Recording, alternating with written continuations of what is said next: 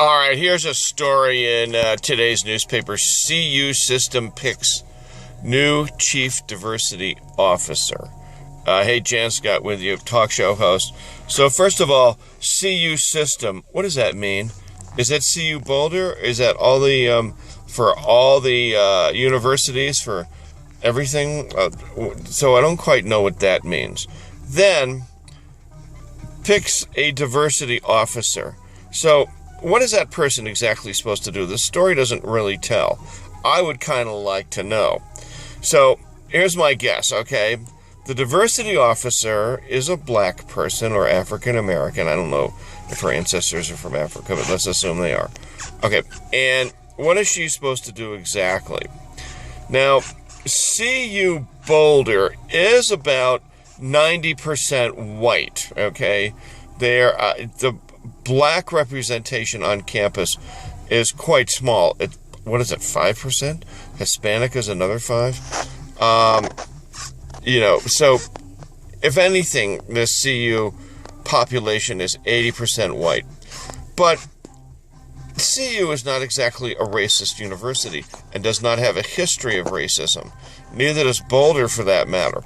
Now, if this were Alabama, Mississippi, I would say, well, okay, that makes sense, where at least 25-30% of the university is black. There's a history of racism in the South, but not in Boulder. So this makes me wonder.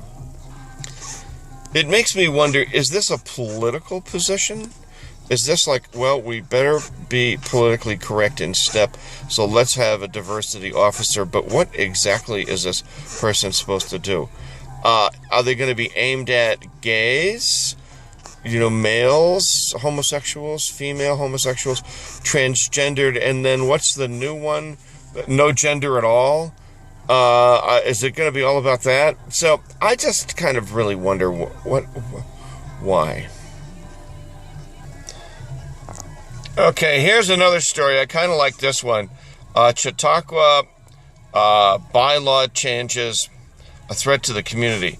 So here are a bunch of white people fighting about all the cottages up at Chautauqua and what happens with them and what happens with Chautauqua in general.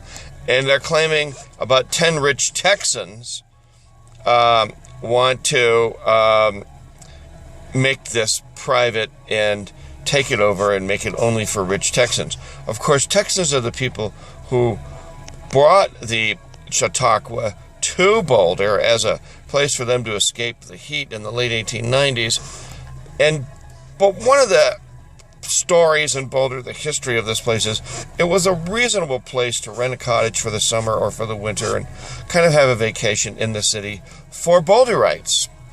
And I know people that live there. It's kind of fun and nice. Mostly white.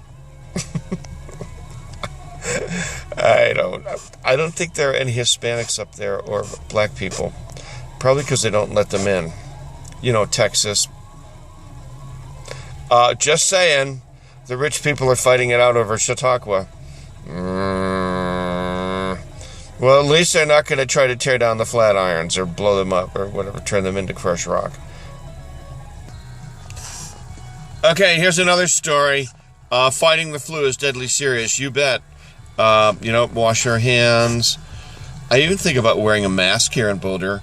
And those anti-vaxxers, I know some of them who got the flu and nearly died from it. Also, the coronavirus is out there. And what are there, 12,000 infections every single day?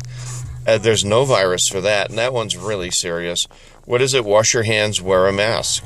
When are we going to start having to wear masks here in Boulder because of this? Okay, so you know how I feel about this. It apparently is the anniversary of the Parkland shooting and some of the other shootings. So just a little bit of information. The United States of America had 12,000 gun deaths last year.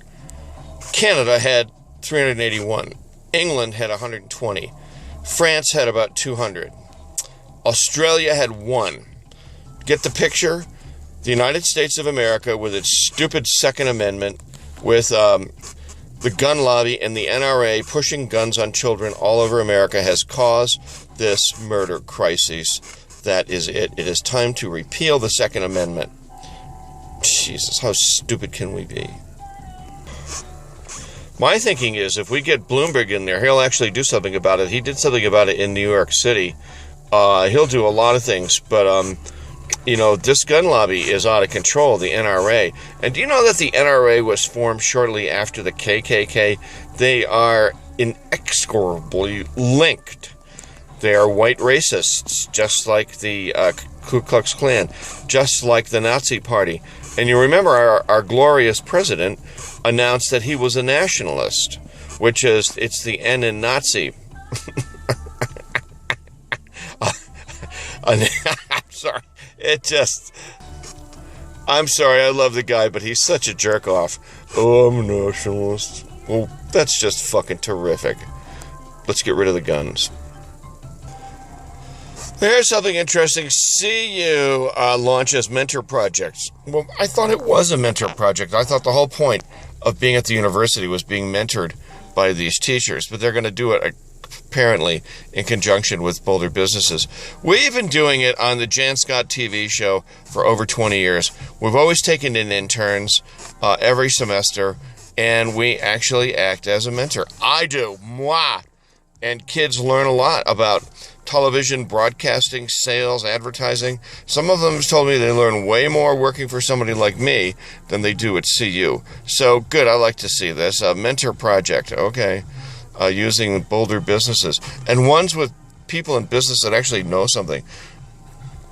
There you go. All right. Okay, that's it for me. Jann Scott out. We'll see you next time on another Jann Scott Live. You can write in, text in, or, comment right here on Facebook or YouTube.